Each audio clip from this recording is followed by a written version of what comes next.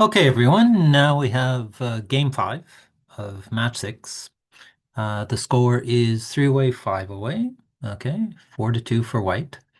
Um, Three away is an interesting score, right? If you double and win a 2 points, then you're at Crawford, which is great. Okay. Your opponent's at five away, which is not a very threatening score, right? If you take a cube, you're not as afraid compared to if your opponent's at four away, because you don't lose the match if you get a doubled gammon. Of course, you wouldn't like to be losing a doubled gammon, but so it's not a very scary score in general. Yeah. Okay. So in this game, I think what's instructive is how things can appear to be entirely hopeless, and yet just these miraculous turnarounds happen sometimes, right? And just keep in mind, yeah, that even in these really dark moments of playing backgammon when things are just really really looking terrible and well nigh hopeless, um things can happen. It's just weird how the dice will just throw out a few things that you couldn't even imagine, really. Okay, and so in this particular game, one of the players has five checkers on the bar, yeah, against a 5 point board, yeah. And it looks pretty dire. And then something happens, and rather unexpected, and we'll see. Okay, but again, whenever I play backgammon, I try to keep this in mind that yeah, of course, the odds are you're going to lose, perhaps badly, but don't give up hope and try not to be too negative about the dice, um, because the dice could turn around and shine on you, right? You never know. But if you don't pay attention, if you miss some chances, or you know, still pay attention to the details and see if you can squeeze some equity out, even when you're doing very poorly, or just sit and wait and see what happens without being too negative about it. Okay, that's the nature of backgammon, right? Yeah, and um, it can happen to us, but it might happen to our opponent. And even when our opponent is blessed with this huge turnaround, we should just keep in mind that this could happen to us at some point in the future as well. So the possibilities are there. Yeah. Okay. So try not to be too negative. Okay. So here we go. Quite an exciting game, as you can imagine. And let's see how it goes and see what we can learn from it. Enjoy. Okay, so white wins the opening roll and runs with 6-5, of course.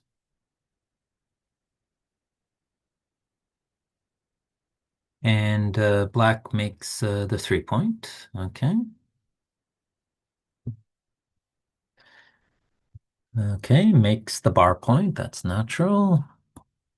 And it's time for black to split, of course. And it's interesting here. The normal split is something like that, with the four down and playing 24 to 21.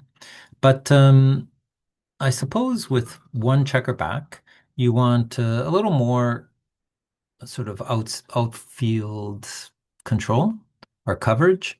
And so this is interesting, right? XG prefers splitting 24-20 and just the three down. Okay. So it's interesting.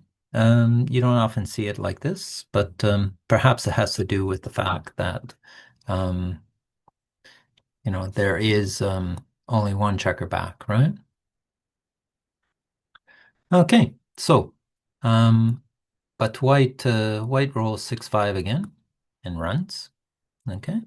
Now you might think, oh, this is great. I've escaped both checkers. Yeah, yeah. But notice there's a big stack on the midpoint.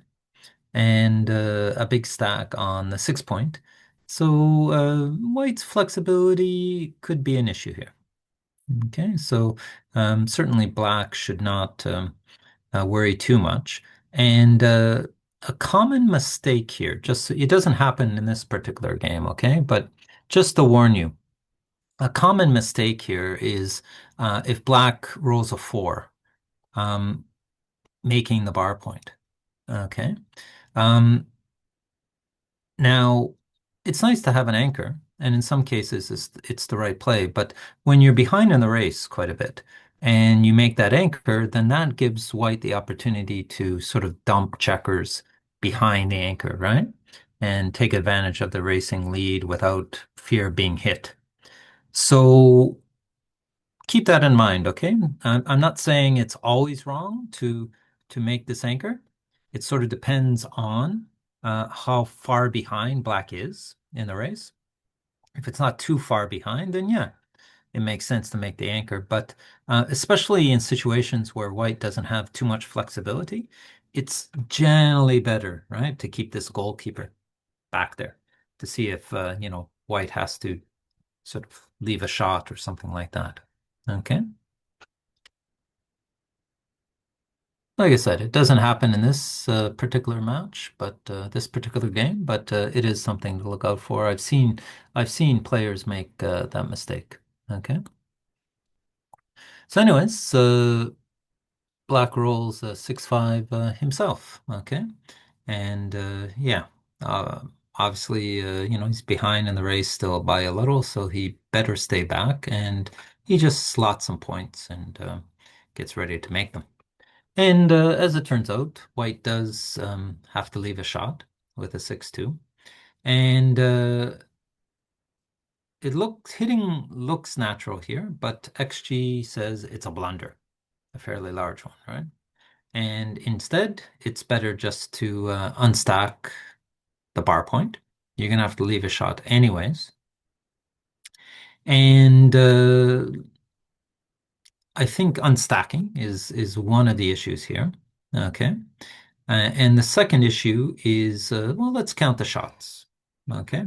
So if white plays 6-2 like this, then of course there's all sixes, okay, which is 11 shots, right?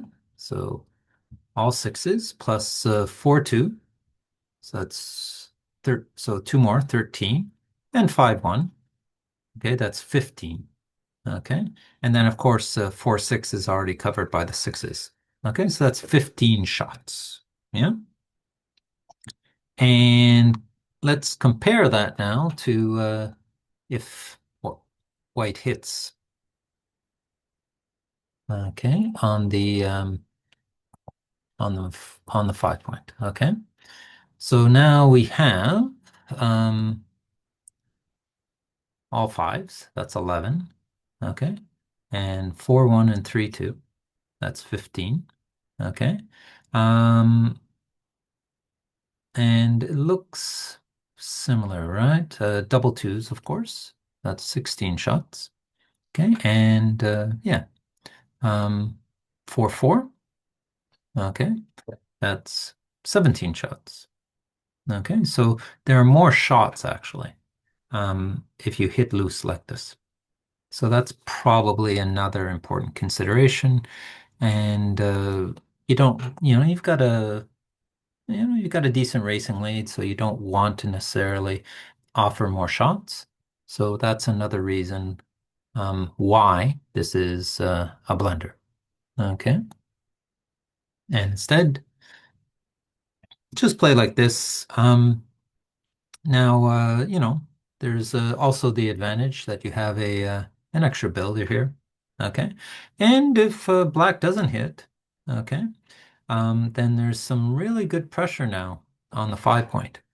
And in that case, black might, really be pressured to make the anchor, in which case then white can sort of hopefully just land behind it, as we mentioned earlier. Okay. So yeah, interesting. I think probably I played this quickly in the game and thinking, oh yeah, it's natural just to hit, right? But it is worth counting numbers um, in terms of shots and things like that, and just realize that actually there are fewer shots this way. Okay, so yeah, that's quite a big mistake. And notice White's flexibility hasn't really improved as a result of this hit, so that's another downside to it. Okay. So, as predicted, black comes in and hits. So it's yep, comes in and hits. And white also comes in and hits. Okay. But black rolls a nice number, double ones from the bar. Okay. So he's gained a good advantage, but the race is still in white's favor. And black rolls a 4-2. Not a exactly convenient roll. Like she suggests maybe just staying back and unstacking from the midpoint. Okay. But it's really very close. So um, this is also very close in terms of just unstacking from the midpoint with the two. Okay. But White was thinking just, okay, if I'm going to leave a shot, I might as well see if I can build my board if I missed, that kind of thing. Okay. So now the question is, does black have a double? Okay. And if we have a look, okay, at the cube, then you can see it's not a double. Okay, it's true that black has quite a strong position. Okay, but it's not as good as you'd think, just because, as you can see, um, black has three checkers back. Okay, so he's behind in the race, and he's got a good amount of work, right, to get up and over and home. And there's no guarantee of hitting that blot. Okay. And you see over here, he has a good position, but only one spare checker. Of course, yeah, he's willing to break the seven as well to hit. Okay. But it's not like he has a lot of checkers in the zone here to attack. So it's still early. Okay. And as we can see from the evaluation, okay, it's only 55% in terms of winning chances. It's true the gammons are decent, over 20, but look at White's winning chances, yeah, almost 45%. So yeah, it's too early. Once Black hits this blot on the on White's 4 point, then and if things don't go well for White, then yeah, then he could consider sending the cube, but it's still too early. It's still too speculative, shall we say. Even though Black should, keep in mind, like, he's behind in the score, so aggressive doubling could be in order. But yeah, um, at this score, it's not you can't be as aggressive, right? You're five away. Black is five away, and so if Black were four away, then I'm not saying that this is a double, but just in general, he should be more aggressive. At five away, you do have to be a little more reasonable because White, would be happy to play with a two cube because if he wins a single game, it takes him to Crawford, right? So yeah, it's a bit too early. Mm. Okay, so um, let's have a look at right. Okay, so in terms of the actual move, 3-2. Notice Black makes quite a big mistake. He sees two blots and he decides, let's hit both. Okay, and this is often tempting. And in some situations, especially if the cube's already turned, it could be reasonable. But, um, making that 4 point is key here. Okay, it's locks up that asset and really makes Black's position quite threatening. Okay, It's true you haven't picked up the other blot yet, but having a 4 point home board, with white blot, white on the bar, it's really, really strong. So not sure if black considered this. The double hit looks tempting, but it's with the cube in the middle especially, you don't necessarily want to play like big but riskily. You want to, secure that advantage and then consider doubling from there. Okay. So the problem, of course, is right now after the double hit. Okay. Oops. Yeah. After the double hit, if white rolls a four, then black's position, you know, it turns from being like quite strong, almost overwhelming, to actually having, four checkers back. Okay. So just a roll of four could change things around. Black has rolled a fantastic number with 3-2. So black should lock up that asset of the 4 point and then see what happens from there. Okay. It's very possible a cube would come after this. So yeah, quite a big mistake. Yeah. Okay, so keep that in mind. Something to look out for. Um, Locking up an asset versus a double hit like this. Okay, and lo and behold, white does enter with a four, one checker. Okay, and black secures the anchor, and white also secures the anchor. Okay, and leaves a blot, but the anchor is crucial here. Okay. Okay, 2-2 is interesting. So yeah, there aren't black's play is not bad. Okay. But XG just likes playing one spare checker over. Okay. Um Also potentially, this is interesting as well. Tempting white to jump off the anchor, which of course poses some risks. Okay. This also is nice, blocking um, the uh, the back white checkers at the risk of being hit by a one, right? But again, white's home board is nothing to write home about, so it could be worth the risk. Yeah, but yeah, um, black decides to bring three checkers down.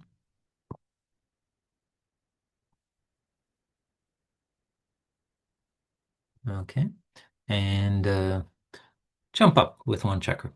Again, not particularly bad. Okay, but uh, it's not easy to see here. It's not easy to see here. I guess one of the key things here is that you can ask, right? What are these checkers doing on the 11 point? Not a lot. Okay. I wouldn't say that they're particularly useful there, just by themselves.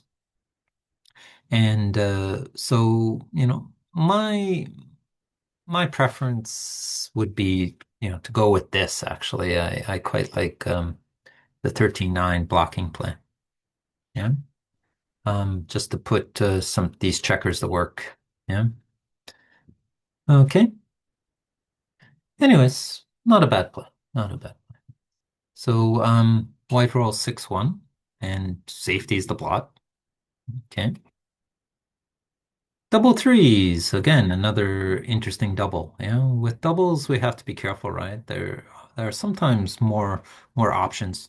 There are often more options with doubles, and so if you have time, then don't rush in playing doubles. We'll see later in this game where white does rush and plays doubles, and take your time. Take your time because there are, probably more options than you're considering.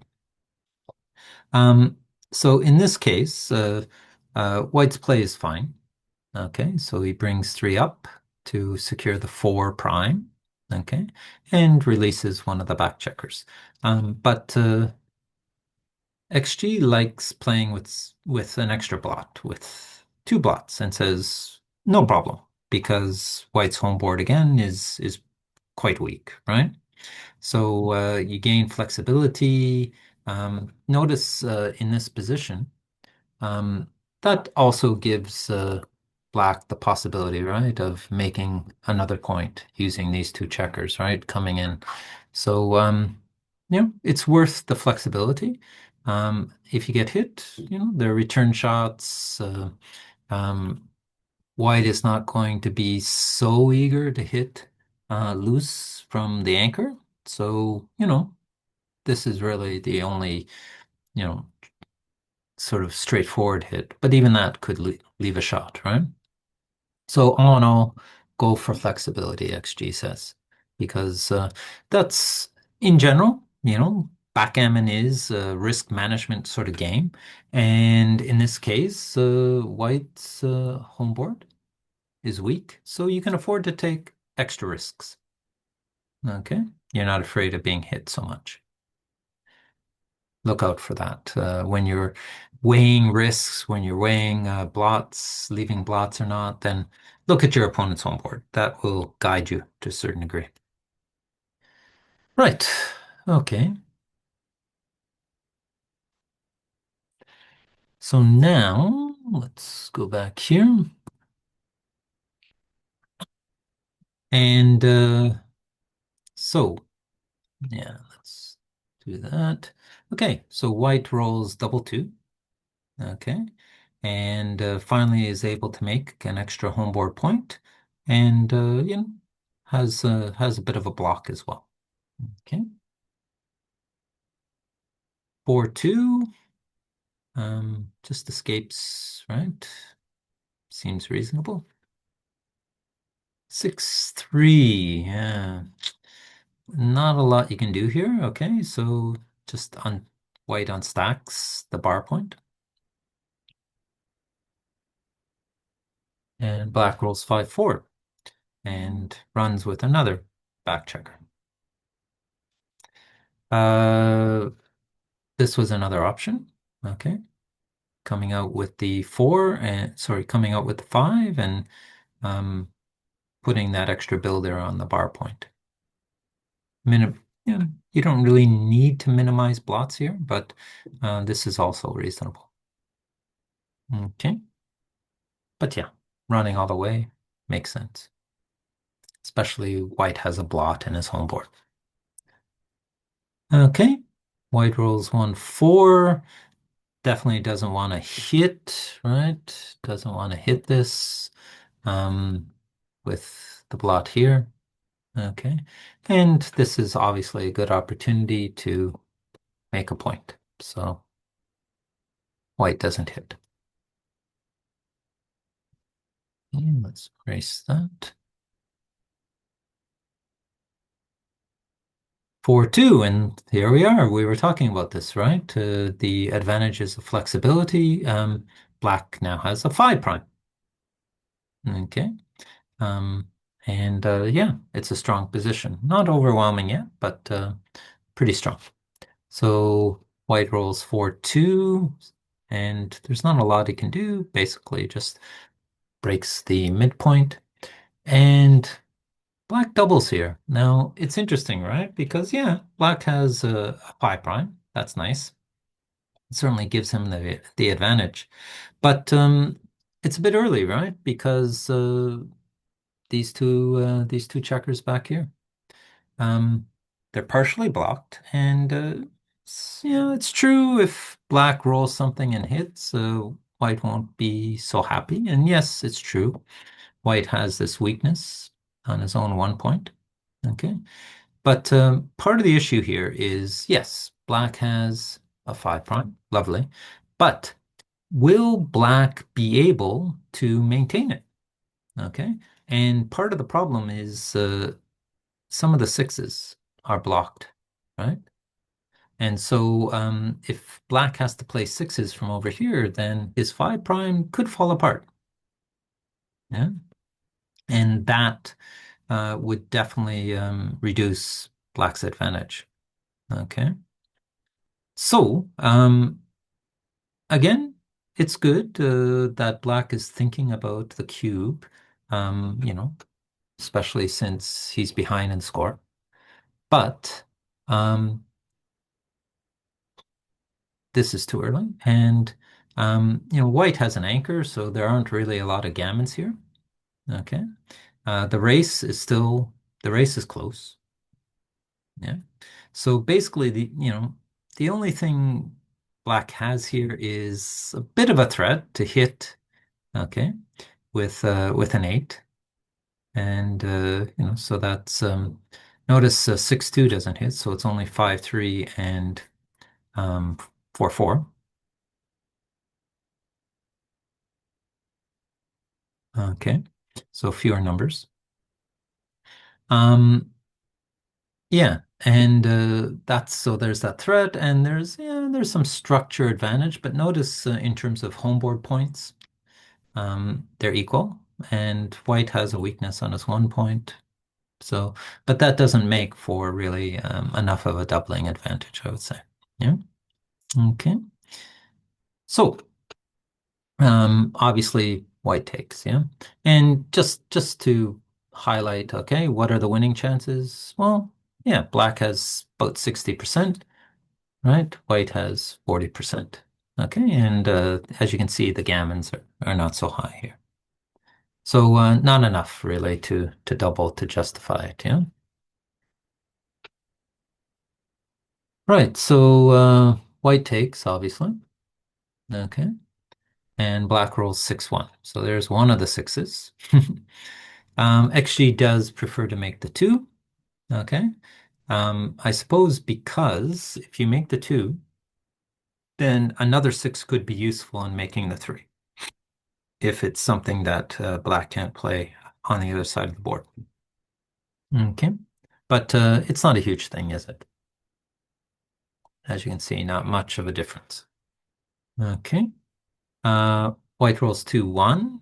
White doesn't want to really get hit out there, so he does safety the checker and puts a builder on a 6 point. Always nice. And black rolls 4-3. Okay, so running from the anchor is always, a weighty decision. Yeah. Okay, and the key thing here is black doesn't really want to lose the 5 prime, which is understandable, but XG says it's close, but um, does like to just put the builders on there and uh, scale down to a 4 prime. Okay. But it's close. It's close and it's quite reasonable. Um, Black has to run at some point, right? So maybe this is the time to run while white has a blot in his home board. Okay. So let's see how it pans out. It's a brave decision. And white throws an air ball. Nothing doing with that, right? Of course, it would be nice to cover the 1 point, but then it does leave a blot, right? And white really doesn't want to get hit, even though, yes, there's a blot in black's homeboard as well. But, having another checker sent back really hurts the race. Okay. Um, Potentially. Yeah. So white decides just to play it safely, yeah, which is the right play here.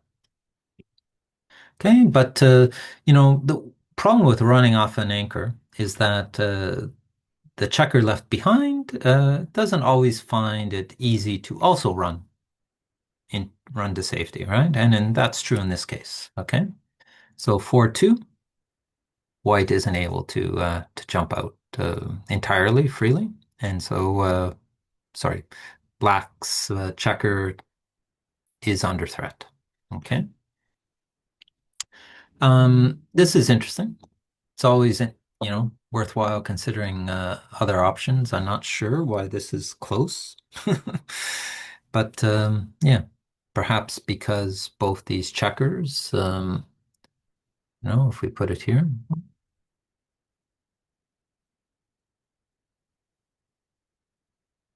Both these checkers are perhaps aiming at that point, right? Maybe that's why. But yeah, it seems a bit of a strange move. Okay. So, um, white rolls 6-6. Okay. And this is what I mentioned about going slow with the doubles. Because it seems like, wow, it's just like a miracle roll. You can cover the five, right? You can hit, and you've got the strong home board, and it looks really nice. But white does have a blot in his home board, and so he should go slow with the double sixes. But unfortunately, he sort of hits and makes the 5 point without much consideration, and it's a blunder. And so what's really interesting here is that hitting is wrong. Now you can hit, it's not bad, but look at XG's recommended play. Okay. And what's going on here? It's all about the race, right? After this roll, white is 10 pips up. Sorry, there we go. 14 pips up. Oh, yeah, 14 pips up. This is the recommended play. And that's a big racing lead. Plus, black has blots. Okay. So really interesting, right? Hitting seemed like almost automatic, but the racing lead and further threats means that white should just tidy things up and use the racing lead as the advantage it should be. Really quite interesting, right? So be careful about those doubles, and be careful about automatic hitting. Seems like it's a no-brainer, but it's not so straightforward, right? But as I mentioned, hitting is reasonable if you cover the blot on the one. Okay, according to XG. So display, right? Notice in this case, white has almost escaped his back checkers, and there's still there are three blots, which is a little more, obviously riskier. But this has you know, a lot of positive aspects to it too, right? In terms of possibly winning a gammon. There are more gammons, a lot more gammons. If we look at the two variations here, okay, this actually has very few gammons, okay? Just basically 5%, okay? But this has 22, basically 22% gammons. But the winning chances are fewer. Yeah. But anyways, interesting, right? To use the race to your advantage. Um, Pay attention to the race. If XG does and values the race, so you should also pay attention to it when you're making decisions like this. But white makes a blunder, even though it seems very strong. Um, Black enters and hits. Okay, which seems a little risky, but black's got to do something or he's going to be attacked, right? Everything else is a blunder, as you can see. Okay. And white hits and covers. Okay, it looks really strong, right? Black is in some trouble here. And in fact, this wins 50% gammons, yeah? But you can see the winning chances are still quite high for black in this position, 40%, because white has a checker way back there. He's got to get up and over. Okay, and it might not be so straightforward. Black dances,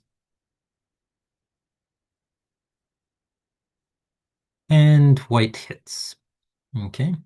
Um, Interestingly, XG says forget about structure, go all out, right? Maximize your builders.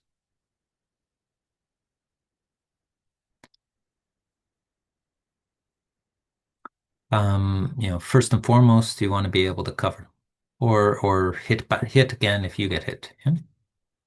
Okay, so this preserves the structure but doesn't have as many covers. Okay, black dances, looking pretty dire. And white hits again. White can't cover with a 2-1, but white is quite happy that he comes to the edge of the prime and hits another checker. Black does finally roll 2, so it's not entirely hopeless. And a 1-3 again is nice, getting to the edge of that prime. Black dances again. 1-1. Okay, so there's 3 checkers up on the bar again, and white gives himself a spare builder. Black dances, and boom, 5-2. Okay, 5 checkers on the bar. It's looking very sad for black. And what do we have here in terms of winning chances? 92% winning chances, 85% gammons from this position. Okay, so, and notice there's already a 2 cube, black doubled white earlier. So gammon is end of game, right? End of match, I should say. Okay, and that's looking like there's 85% chance that this is the end of the match. Black enters with 1, but white hits and picks and passes, as they say.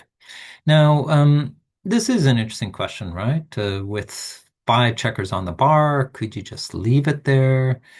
Right? Do you really need to lift it and not try to cover the 3-point? But um, you know, the idea is that you don't need to make the 3-point to get a gammon with so many checkers on the bar. And if black does hit white, um, you're starting to get more checkers sent back, right? And you could end up kind of stuck there as well. So with so many checkers, it's worth just picking and passing. Okay. Black cannot enter.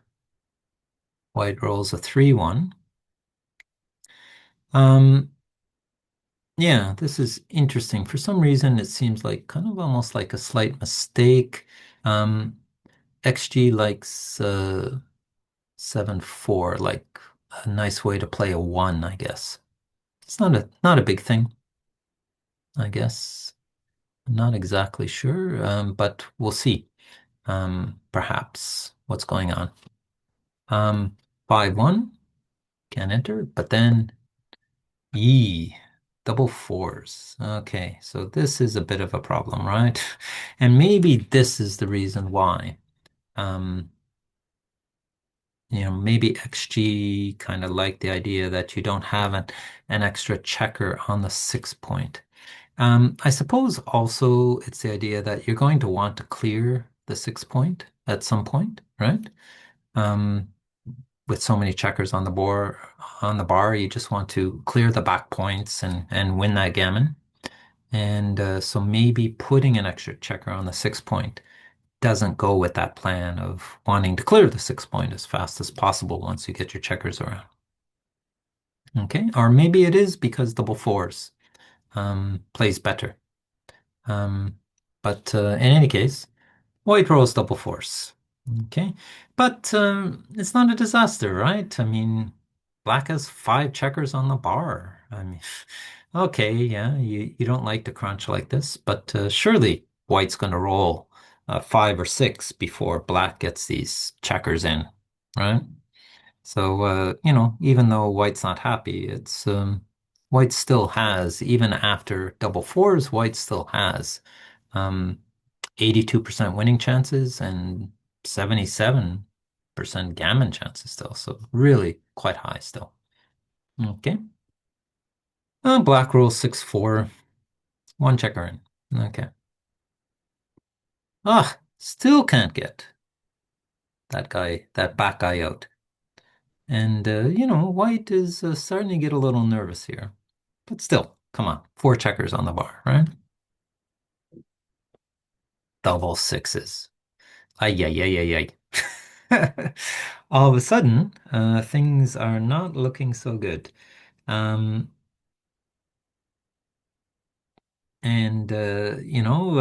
Black's going to quickly have outfield control if white doesn't escape at this point, right? Okay. White jumps up. That's good. Okay. Obviously, he doesn't want to jump out to a direct shot, so he stays back a little. 3-1. Okay, so this is interesting. This is quite a big mistake, according to XG. And XG just wants to play two down. Okay. I suppose, for one thing, it's better outfield coverage. Two, you sort of maintain your structure here, right? Um, Otherwise, as you can see, black plays the three by breaking a structure, which means blots. And XG doesn't like that, it seems. So, yeah, that's quite a large mistake. Okay, even though it does give white a direct shot. Okay, and white rolls double threes. Oh, looks good initially, but white is blocked, and black has a double shot. And black's homeboard has to crunch even more. Black hits 5-3. Okay. But it's interesting. He has to use the three to hit. He can't use the three to cover. Okay, so white still has a chance here.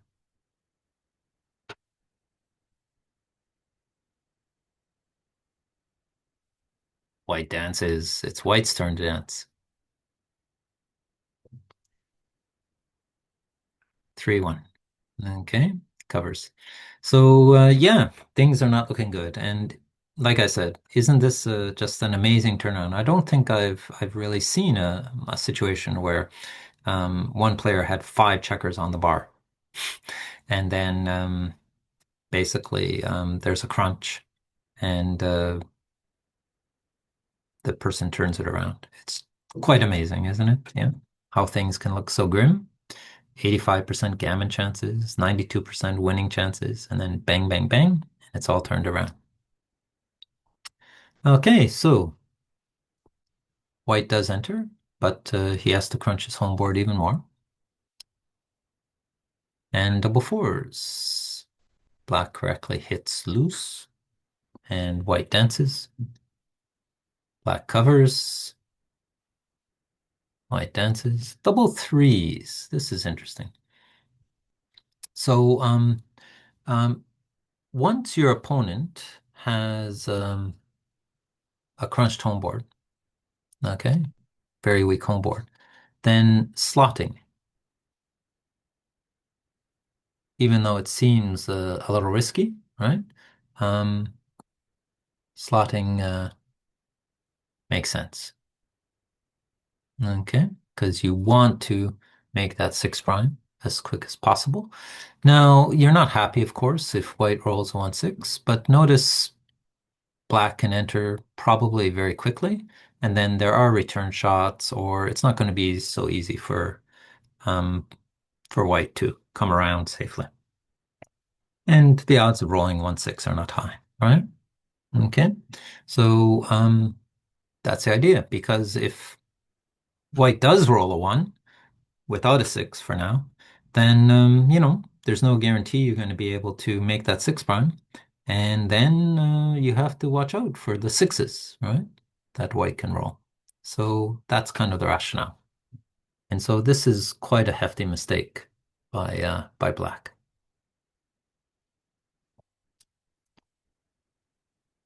You have to slot the bar point. Now, again, if white had a stronger home board, then you'd hesitate about it a little, perhaps. But certainly here, with such a weak home board, gotta do it. Okay, but white doesn't come in. Again, XG wants black to slot the bar point. Okay, quite a large mistake not to. But white can't get in. So black comes around, can't get in. Black comes around. Again, even now, to slot the bar point. White can't get in. 5-2 finally makes the 1 point. Double fours. Yeah. This seems to be interesting. Black plays this, but yeah, XG just says take one off. Take one off. You don't have to worry so much. Um, like this. Yeah. Black doesn't like having 5 checkers on the top 2 points, but in general, it's only double sixes, double fives, 2 rolls out of 36, and this gives black more flexibility, yeah? And takes a checker off.